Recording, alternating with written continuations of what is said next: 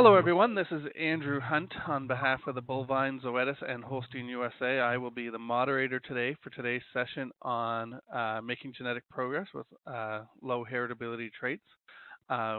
It is our pleasure to have Dr. Weigel presenting for us today. Dan comes from not only a wealth of knowledge on the genomic and the science and the number side, but he also is a breeder as well. So he has a wealth of experience that's practical, and he uses that practical experience to help us all understand maybe the science side a little better. So it really is an honor to have him work with us today in an area that is challenging to make progress with low heritability traits, but some of the research that Dan has and some of the insight he's going to share with us today will certainly help in that regard. So with that, Dan, you already have control, and we welcome you, and you are leading the ship. Hey, Andrew, thanks so much for having us with these seminars. Today's topic is making genetic progress on low heritability traits. Again, my name is Dan Weigel. I'm with Zoetis, the Outcomes Research Group. And just to remind everyone that this is the final segment. Excuse me.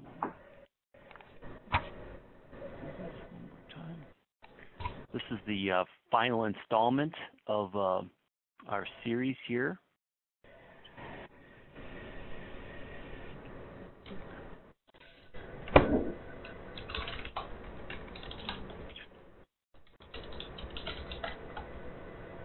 All right, there we go. And you can find the rest of the seminars, as Andrew said, are taped and available on the Bovine website, and so you can go back and view them at your leisure. So what does low heritability really mean, that term? We hear it discussed quite a bit. Producers often wonder why we even evaluate traits if they aren't really heritable. People think low heritability means they aren't heritable. And as we go through this seminar, I hope we can agree that these traits really do matter.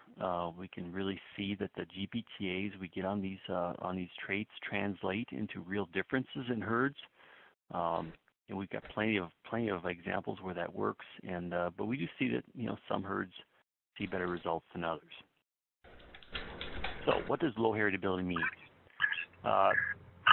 We got when we do these genomic tests, of course, there's a wealth of information you get. Some people say it's too much information or information overload when you get your genomic results back.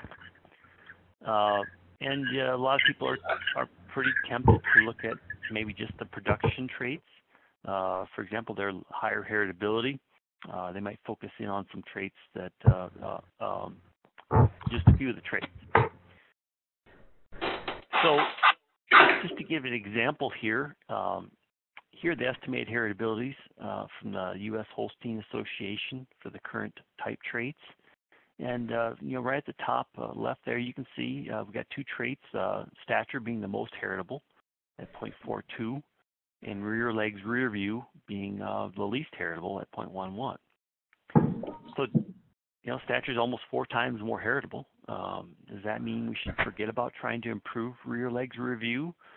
Does that mean that with that low heritability, does that mean that we couldn't improve rear legs rear view even if we tried? Of course, anyone who's involved in the industry knows we've made great progress in that trait over time, rear legs rear view. So it certainly can be done. Here's another example. The red and blue lines represent the sire and cow average PTA breeding value, for milk yield in the U.S. Dairy Holstein herd over time, and you can see we've made tremendous progress for milk yield, increasing the average production by over 8,000 pounds. And that makes sense. I mean, that's a trait that's fairly well heritable. Obviously, something we were pretty focused on improving because we wanted to improve milk yield. However, the yellow and the green lines are our current measures of a measure of reproductive performance. We know daughter pregnancy rate has a fairly low heritability at 0.04, but you can see we absolutely changed that trait over time. We lowered the average conception rate by 8%. from 1960 to the mid 90s, and we weren't even selecting for it. It was just through the negative relationship with milk yield and some other traits that we were selecting for. We made tremendous change in that trait. So it, even though it has low heritability, it absolutely has quite a bit of additive genetic variation. And again, here's our, from our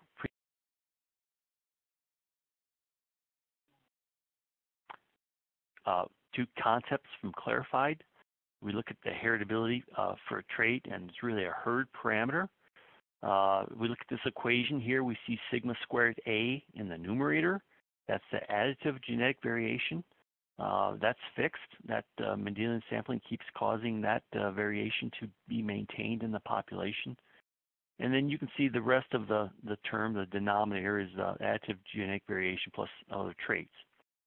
So, heritability is a ratio, right? So it doesn't, if it's low, that just means that the amount of additive genetic variation is relatively small compared to the sum of the other terms. It doesn't mean there isn't additive genetic variation. And clearly environmental variance has a huge effect, and that's a herd parameter.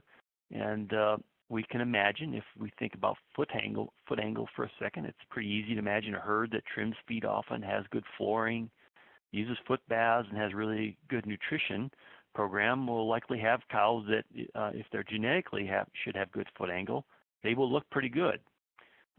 Conversely, if we have a herd that struggles with acidosis issues due to poor ration control, we can quickly see that cows, even cows with superior genetic ability for feet, might look quite bad due to laminitis.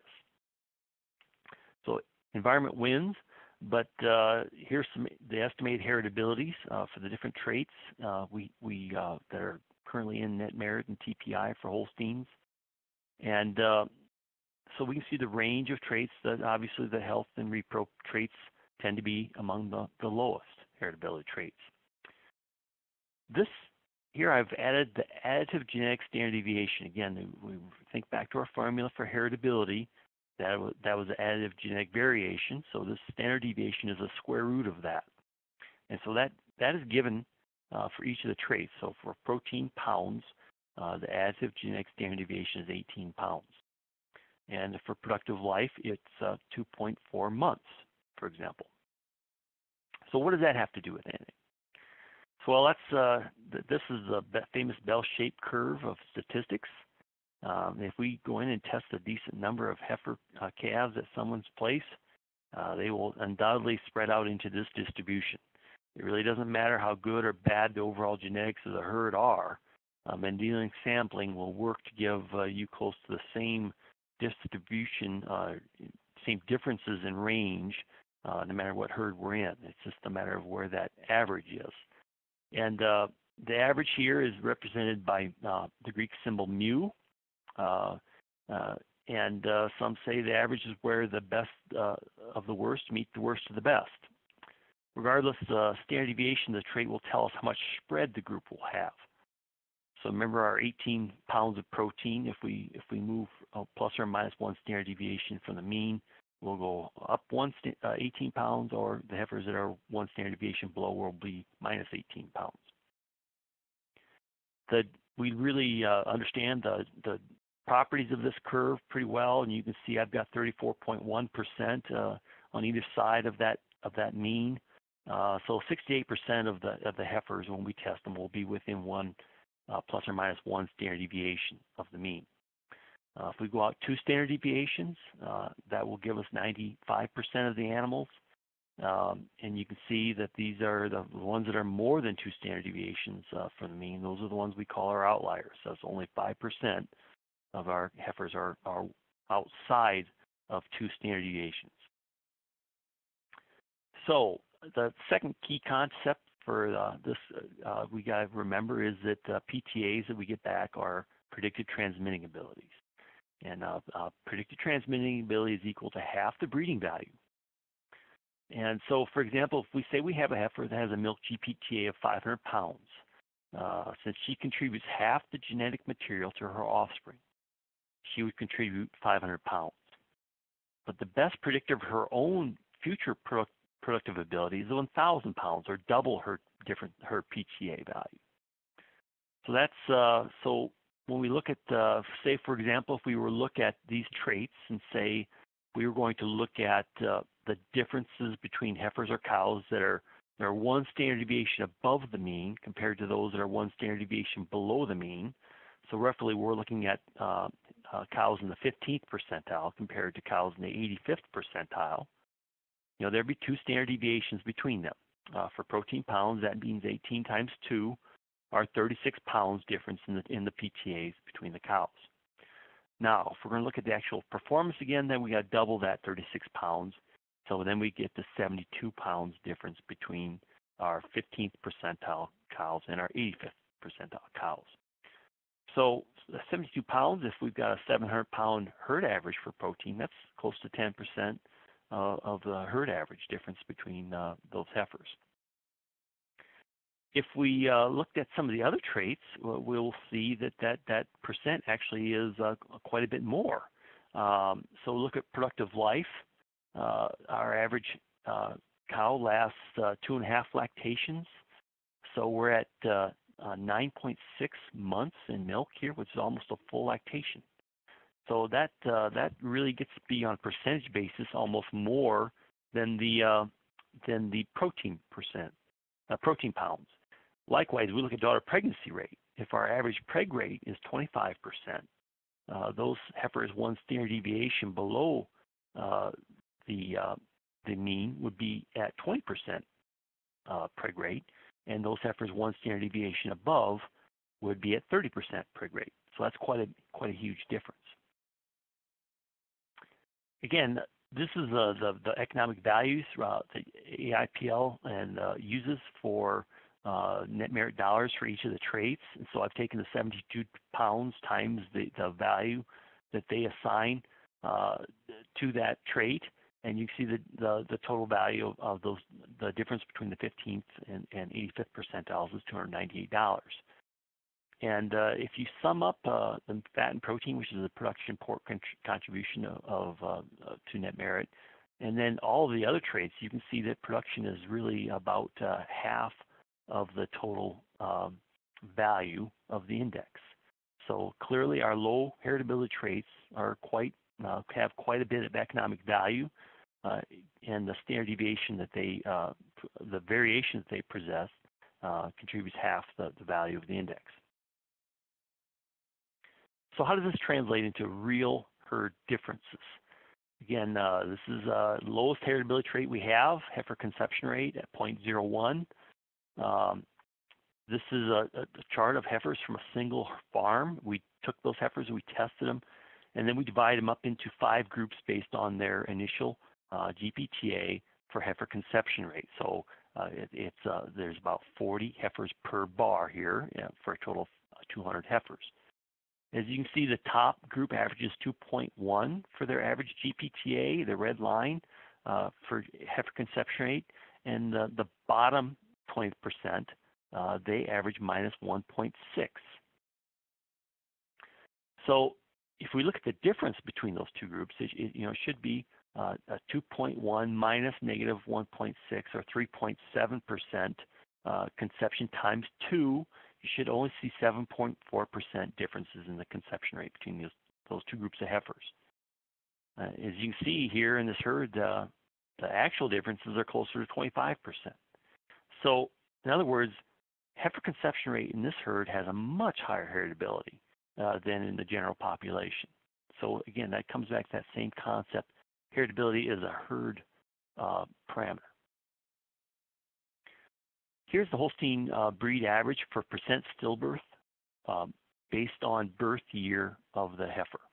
As you can see, these two traits have very low heritability, sire stillbirth and daughter stillbirth, but yet we made quite a bit of progress for increasing the percent of stillbirths. From 1990, we went from about 10% of stillbirths in first lactation heifers to close to 13% in 2002. So we weren't selecting for that trait, but we were absolutely making progress in a negative fashion for that trait.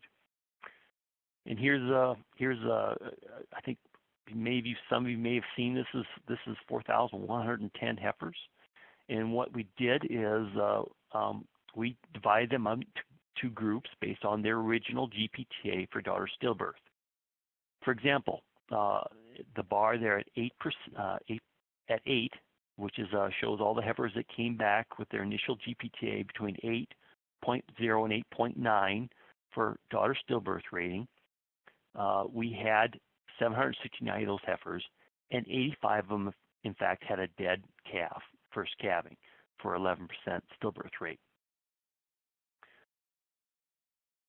Although daughter stillbirth doesn't have the lowest heritability of all the traits we work at only at 6.5%, the estimated reliability of the GPTA are among the lowest of all the traits we report. Typically, a full pedigreed heifer will have about a reliability about 45% for this trait, and yet it's amazing to me when we see these heifers that are 9, 10, 11. It's very consistent. We see some alarmingly high rates of stillbirths in those heifers.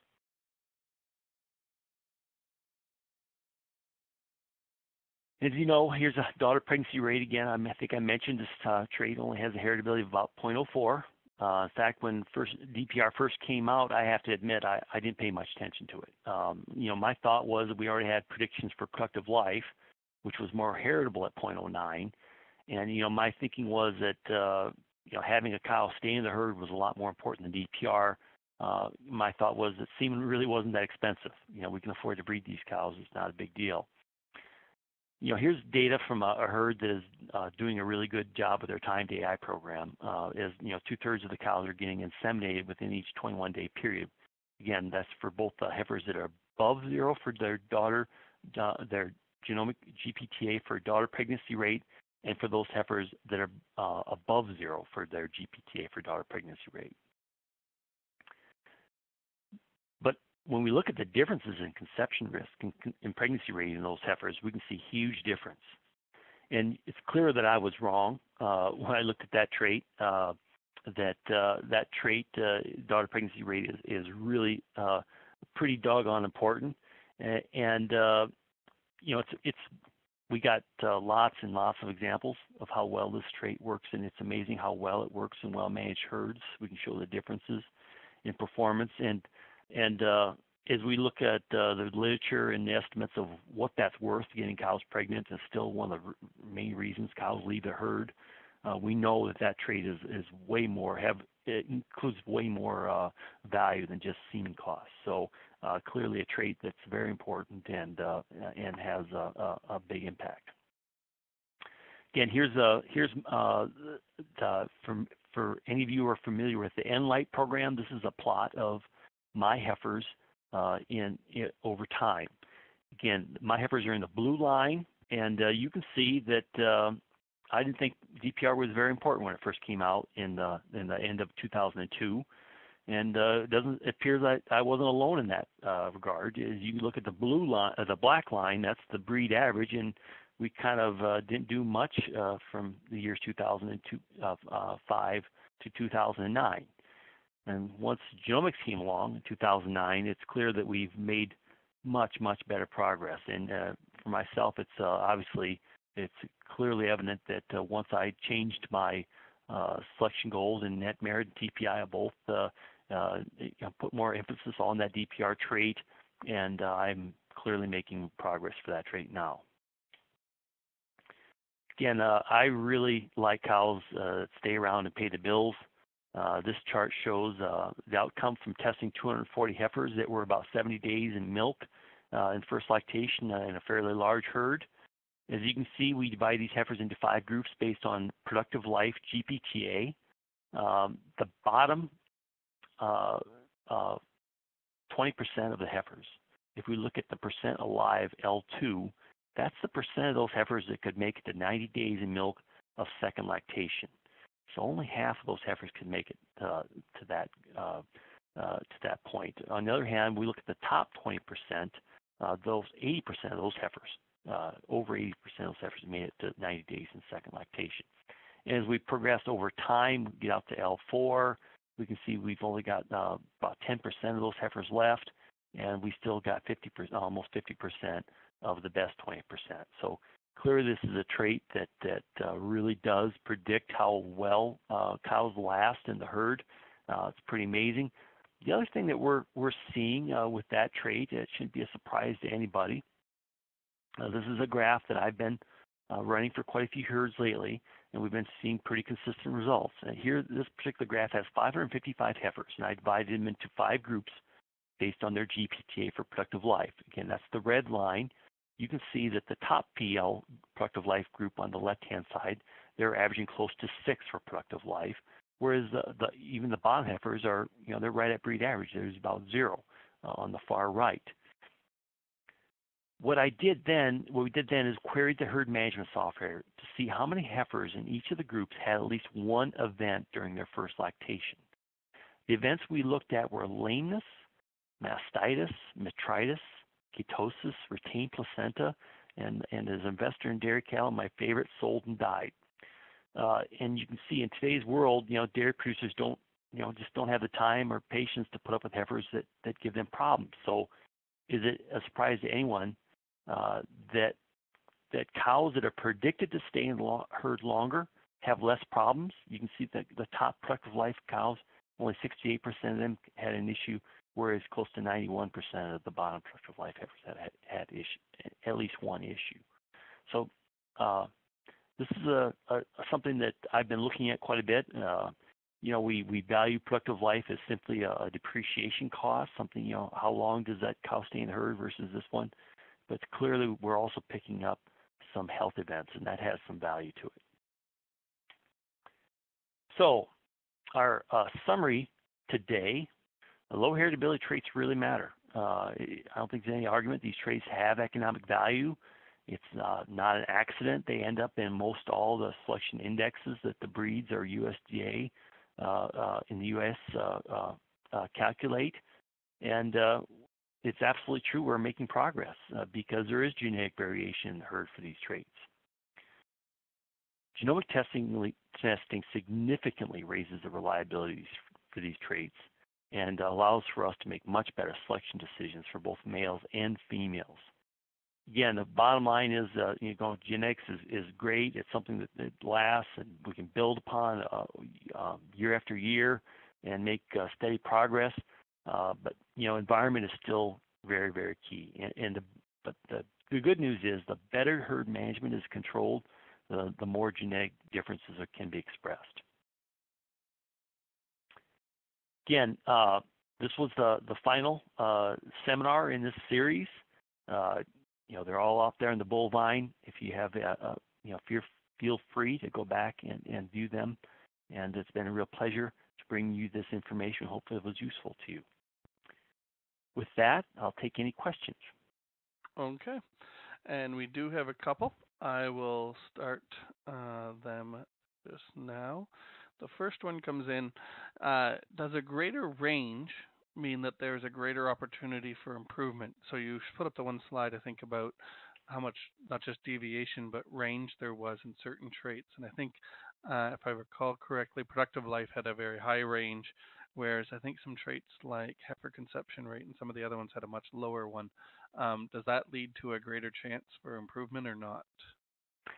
Yeah, again, that was kind of the point I made. It may look small, the heifer conception rate, for example, at 2.4, but again, that's percent conception. So when you start to get those heifers 2.4%, doesn't seem like a lot, but then if you're plus that's 4.8, and you double that, that's 10%. That's quite a bit. And the other thing that, again, I guess those traits, they have very low heritability, and part of it is not all of our producers have the greatest data for repro. So that's what drives this. I think that's part of what drives the heritability so low. Again, our well-managed herds, we're seeing quite a bit bigger differences. But to answer your question, Andrew, absolutely, we have to have genetic variation. We got to have some herds. Some breeds may not have as much variation for other traits for some traits as others, and that's that will cause them to not be able to make as much progress, right? Okay. And then that links to another question that came in, but I think you kind of answered it. Are there low heritability traits that the heritability/reliability is too low to use as a selection index/filter? Well, that's an excellent question, and it's one that people ask me all the time. And so I guess the bottom line is, I think we can all agree. Just use heifer conception rate as an example. If you have a heifer that is, 10%, her conception rate is going to be 10% higher than another heifer. Well, that's worth something, right? And so it absolutely has economic value. So should we ignore it? That has economic value. Should we just say, well, it does have low heritability. Let's just ignore that. I don't think that's a good idea. I think DPR taught us that. I mean, when we ignore DPR, and that's what we told ourselves. It has low heritability. We should. It's mostly environment. Let's not worry about it. Wow, we really went backwards. And so again, I'm a big believer in indexes. And if that value, you put a value on that trait, the reliability is what it is. And if reliability is low, well, that means the heifer won't get very far away from the average, right? Lower reliability will push them closer to the average. So if she's even if she's low reliability and she is far away from the average, well, she must be, we must have some pretty good information. She's an outlier, and that's worth something. That if that trait really has economic value, put the economic value on it in our index, and it will take care of it. It's much better to put a value on it and let the index take care of it than ignore it. A lot of people have this idea that the more traits you put in your index, the less progress you'll make on any of them. But we all, I think people that do that forget the bottom line is we're trying to make money. And if you have a trait that's worth something and you ignore it, you're leaving money on the table. And so you're better off to not ignore it. Grab that information. We're in the information age. You can use that information, weight it properly, and you'll be fine. So then that actually raises a question in my mind for you, Dan, is say we put in weighting on something like productive life, but then we know things like DPR, HCR, and other traits along those regards are kind of already melded into productive life, because if you're bad in those areas, you typically don't last long. Would we not be better just to go with productive life since it has a higher heritability than maybe some of these other traits that are already kind of incorporated into it and have a low heritability? Yeah, that was a mistake I made. So, in heritability, a lot, Kent Weigel, he refers to it, it's kind of a black box, right? It has a lot, there's a lot of reasons cows leave the herd. Some, lameness, and you saw the chart that I showed, some of those heifers, some heifers had lameness, some heifers had mastitis. All those things, those are not traits that we evaluate. We evaluate stomach cell, which is a predictor of mastitis, but we don't evaluate mastitis. So, those all impact a productive life. You're right, and so, but I think the way that the way they put those indexes together, and I really applaud CDN on this. They're probably more with their profit dollars now. They've really have started this conversation more. It's about the total progress you make. Don't worry about the index weight so much, and because these traits are related, right? So the index weights can look quite different. And yet, because of the relationship among traits, you'll end up with a certain amount of genetic progress. So the focus is really the way the weights were put together, whether it's TPI or net merit or the pro dollars of Canada. It's about the progress. What's the value of the progress that we're going to make with this index? And so that's the key. So that I know that's a tough one when you got productive life and its component traits, but I think that's absolutely the right approach. So with that, I want to thank you, Dan, for taking the time to go through this for us. Certainly, it's an area that I think a lot of people haven't put much focus on because they didn't see much variance in the past. but as the data now shows and as genomics is indicating, it's an opportunity to really get a handle on the minutia of your breeding and your breeding strategy, on how you can leverage maximum gain that maybe we all, as even you admitted yourself, that maybe you hadn't focused on in the past, but now the numbers are showing that it's certainly an area we can improve on, and I appreciate you taking the time to do that with us. Pleasure's all mine, Andrew. Thanks so much. Okay. And everyone, we are recording this webinar. It will be available tomorrow for everyone, and we do appreciate you taking the time to join us. If you have any other questions, feel free to reach out to myself or anyone here at the Bullvine, as well as I'm sure I know from working with Dan in the past that Dan would be more than happy to answer any questions you might have in this regard. He's very passionate about this industry and about the science behind it all too. So I know that he'd be more than happy to help get your answers or help you understand this greater. And I appreciate everyone for joining us.